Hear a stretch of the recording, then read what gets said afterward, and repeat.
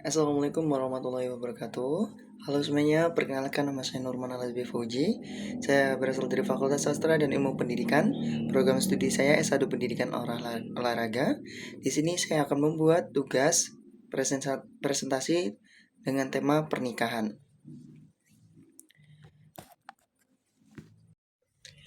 Di dalam tema pernikahan ada 9 materi. Yang pertama adalah arti dan hukum nikah. Kemudian ada tujuan pernikahan, rukun pernikahan, lalu ada kewajiban suami dan istri, hikmah pernikahan, talak atau perceraian, idah atau rujuk, dan yang terakhir perkawinan menurut UU atau undang-undang. Arti dan hukum nikah. Nikah menurut syarat melakukan sesuatu akad atau perjanjian untuk mengikat diri antara lelaki dengan wanita untuk menghalalkan hubungan keduanya dengan sukarela dan sepertujuan kedua belah pihak dalam rangka mewujudkan rumah tangga yang diridhoi Allah Subhanahu wa taala. Firman Allah Subhanahu wa taala yang artinya, maka kawinilah perempuan lain yang kamu sukai 2, 3 atau 4. Tapi jika kamu tidak akan dapat berlaku adil, maka nikahilah seorang saja.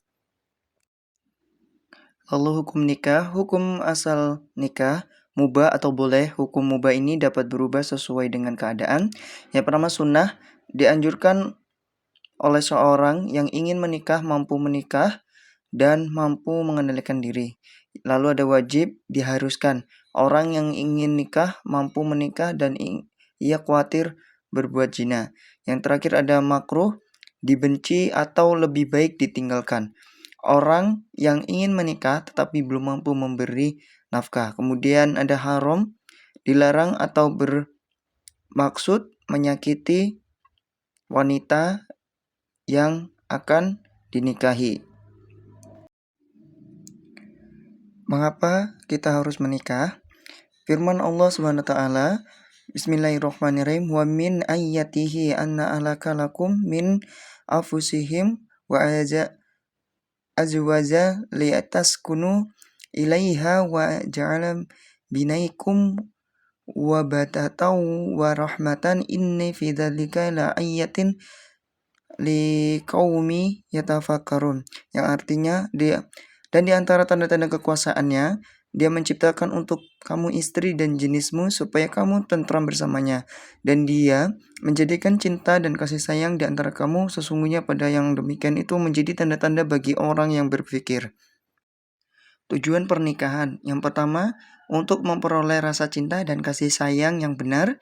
Yang kedua, untuk memperoleh ketenangan dan kebahagiaan hidup. Yang ketiga, untuk memenuhi kebutuhan seksual secara sah dan diridhoi Allah Subhanahu wa taala. Yang keempat, untuk memperoleh keturunan yang sah dalam masyarakat. Yang kelima, harta dan anak-anak adalah perhiasan kehidupan. Rukun nikah.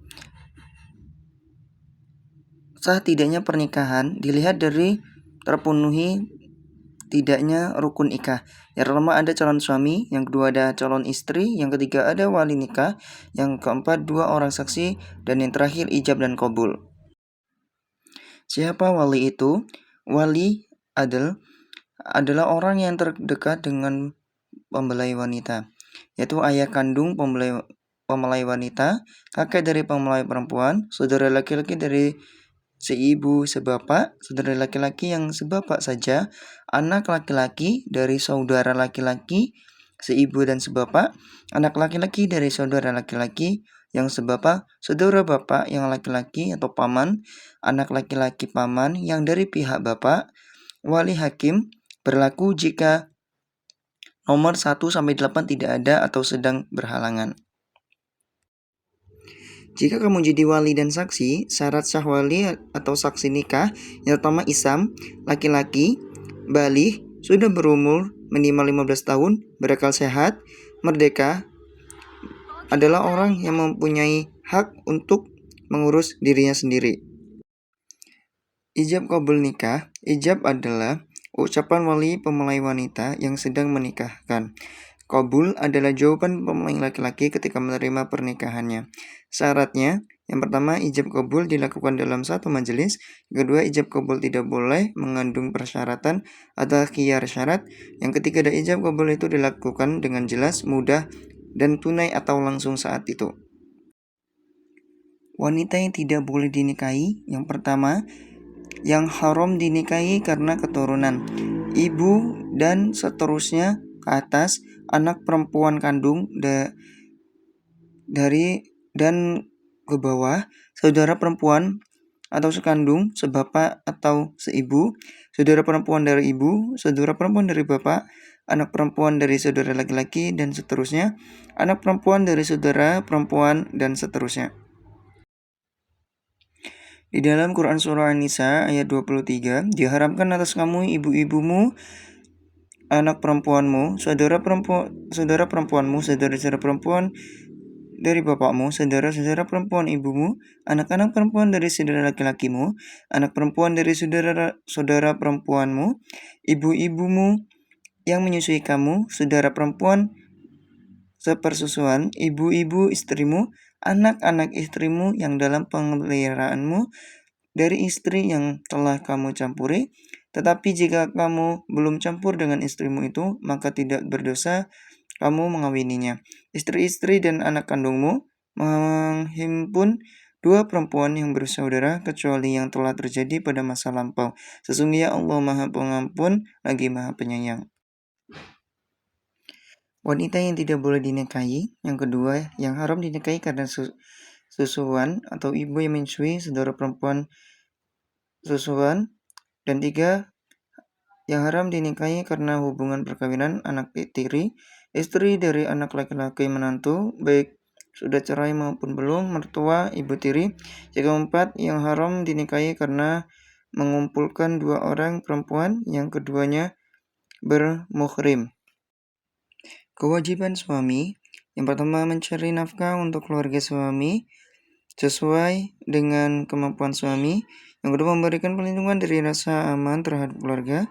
Yang ketiga, memberikan nafkah lahir batin dan kasih sayang pada istri dan anaknya. Yang keempat, memberikan bimbingan pendidikan dan mengatur keluarga supaya selamat, sejahtera dunia dan akhirat. Yang kelima, berusaha menjadi kepala rumah tangga yang bijaksana. Kewajiban istri, yang pertama, taat dan patuh kepada perintah dan aturan suami. Yang kedua, mengurus rumah tangga, menyiapkan keperluan suami dan anak sebaik-baiknya. Yang ketiga, berusaha menerima dengan ikhlas pemberian suami dan tidak meminta sesuatu dari keluar kemampuan suami. Yang keempat, jika istri akan puas sunnah, harus ada izin dari suami. Yang kelima, menjaga kehormatan dirinya, berusaha untuk tampil cantik dan menawan di depan suami. Yang keenam, menjaga rahasia suami dan harta suami. Yang ketujuh, mengasuh dan mendidik dan memberikan kasih sayang kepada anaknya. Hikmah menikah. Menikah itu sunnah Rasul dan banyak hikmah. Yang pertama, menenteramkan batin, pikiran jernih, semangat bekerja tinggi, istiqomah dan menambah khusyuk dalam ibadah, menjauhkan diri dari perbuatan maksiat, memperluas tali silaturahmi, saling menyempurnakan, melahirkan generasi penerus Islam, anak yang soleh, mendoakan kedua orang tuanya. Hikmah menikah bagi yang menjalani, satu, menyelamatkan diri dari penyalahgunaan nafsu seksual. Yang kedua, sebagai wadah bagi ketentraman jiwa, cinta kasih sayang dan al-keabadian. Tiga, sebagai wadah pembinaan tanggung jawab dalam keluarga. Hal-hal yang dapat melepaskan ikatan pernikahan yaitu talak, fasah, khulu, lian, ilah, jihihar, dan hahdahanah. Talak sendiri, perceraian ialah lepasnya tali pernikahan suami istri dalam berumah tangga. Talak ia perceraian atas kehendak suami. Hukum talak makruh atau sesuatu yang dibenci. Macam-macam talak. Yang pertama, talak roji, yaitu talak 1 dan talak 2 disebut talak rujiah karena suami masih dalam rujuk kembali dan masih idah belum habis. Kemudian ada talak bain, yaitu talak ketiga jika suami tidak dapat rujuk maupun masa idah belum habis. Talak 3 sering disebut dengan talak bain kubro. Ila lian jihar hulu fasyak. Yang pertama ila adalah sumpah suami tidak akan mencampuri istrinya selama 4 bulan atau lebih. Jika suami kembali pada istrinya sebelum 4 bulan, ia wajib membayar denda. Tapi jika sampai 4 bulan suami belum kembali baik pada istrinya, hakim berhak menyuruh suami memilih dua hal. Yang pertama membayar denda lalu kembali baik dengan istrinya. Yang kedua menceraikan istrinya.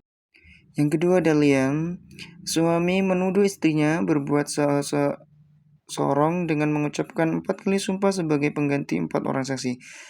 Kemudian ditambah dengan ucapan suami, atasku laknat Allah sekiranya aku dusta dalam tuduhannya. Akibat lian dari suami adalah sebagai berikut. Yang pertama, suami tidak dihukum haid menurut teman wudhu. Yang kedua, istri wajib dihukum had jina. Yang ketiga, suami istri bercerai selamanya. Yang ketiga, jika lahir anak itu tidak diakui oleh suami. Lalu ada jihar.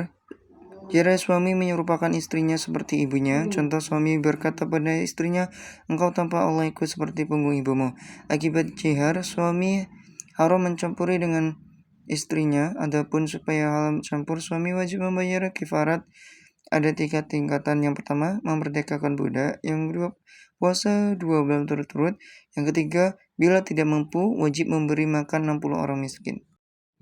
Kemudian yang keempat ada khulu, perceraian atas kehendak istri dengan cara istri memberi uang tebusan pada suami supaya mau mengajukan talak pada istrinya, atau khulu syarat gugat. Akibat khulu antara lain, khulu boleh dijatuhkan pada waktu istri sedang datang bulan atau suci tapi sudah dicampuri. Suami tidak dapat rujuk walaupun masa indah belum habis. Yang kelima ada fasyak, rusaknya ikatan pernikahan karena sebab-sebab tertentu, perceraian atas kehendak hakim atau talak yang dijatuhkan oleh hakim pengadilan agama. Sebab-sebab terjadinya fasyak antara lain, suami istri ternyata masih muhrim, kemudian suami gila, ketiga suami tidak mampu memberi nafkah, yang keempat suami pergi atau hilang.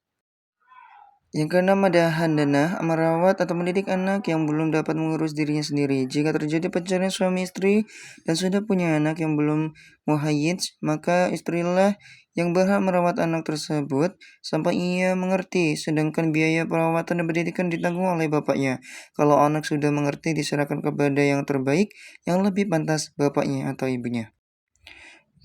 Yang terakhir ada rujuk. Rujuk adalah kembalinya suami pada bekas istrinya pada waktu masa idah belum habis. Hukum rujuk mubah atau boleh dan dapat merubah sesuatu dengan keadaan. Yang pertama wajib, yaitu bagi suami yang mempunyai istri lebih dari satu dan belum berlaku adil antara istrinya. Kemudian makruh, yaitu jika dengan rujuk keadaan menjadi buruk. Yang mahram, yaitu jika dengan rujuk istrinya menjadi menderita. Kemudian ada sunnah, yaitu apabila dengan rujuk keadaan menjadi membaik.